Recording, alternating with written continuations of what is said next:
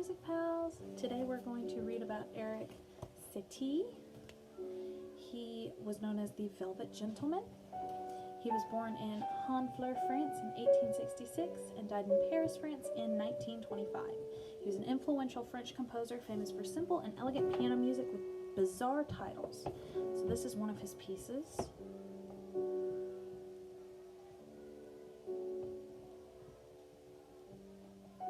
I actually got really excited when I was listening to it because I've heard it before. I want to say in a movie, but I don't totally remember. It's one of those melodies that you recognize the music but not where it's from. So he was born Eric Satie, E-R-I-C, but by the time he first composed music, he had changed the spelling of his name to E-R-I-K. No one knows why. About his childhood, he said he was born very young into a world very old. He lived with his grandparents. An eccentric uncle influenced him, and so did the stepmother he hated. She composed popular piano waltzes. Satie, a lazy student, got kicked out of music school. He went back to school at age 40. All his life he read fairy tales, animal stories, and Alice's Adventures in Wonderland. Satie's imagination was unlike any other musician's. His parade, an experimental ballet, provoked a riot with its ragtime rhythms and sound effects. He wrote flabby preludes for a dog and waltzes of the mysterious kiss in the eye. Satie also put whimsical instructions in his works from like a nightingale with a toothache to don't frown. Sports and Diversions has an unappetizing chorale composed on an empty stomach that reads, I dedicated this chorale to those who do not like me, and withdraw. Satie's second favorite form of communication after music was letters. Mostly his letters were witty, though once they almost landed him in jail for slander. He became known as the Velvet Gentleman because he always wore gray velvet corduroy jackets and carried a black velvet umbrella. He cut a dignified figure, except when overcome by unexpected fits of laughter.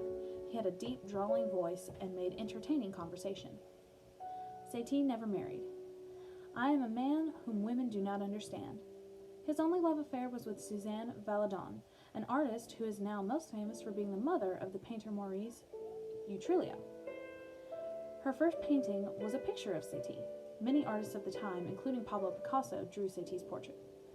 Satie said he liked the way she belched. They spent days sailing toy boats in the ponds at the park, and he bought her necklaces of sausages. For most of his life, Satie lived in one room over a cafe in a shabby neighborhood.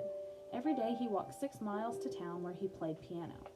In the middle of the night, he'd walk back, a hammer in his pocket for protection, jotting down musical ideas on street corners. His beautiful handwriting and many doodles made his manuscripts works of art. Satie had the nickname of Mr. Poverty and made a point of being poor. I have never been success-oriented, and I hope that I never will be. He believed that a person should sacrifice for art. He died at the age of 59. When his brother went to his apartment after Satie's death, he was the first stranger there in 27 years. The room reminded people of an immense spiderweb. One of the 2 pianos was buried under newspapers. There was gymnastics equipment, but no bed, just a hammock. And there were 12 velvet suits, 6 of them unworn, and 200 umbrellas. In our musical notes, Satie invented wallpaper music, or background music, meant not to be listened to, like the music in elevators today. He composed the first film music for the film that was part of his ballet, Relâche. He also starred in the film. On the curtain of the theater was written, Eric Satie is the greatest musician in the world. Whoever disagrees with this notion will please leave the hall. To escape from the military, Satie stood outside bare-chested one winter night, caught severe bronchitis, and spent 3 months in bed. There he wrote 3 Genopody, the Greek dances that are still his most famous work.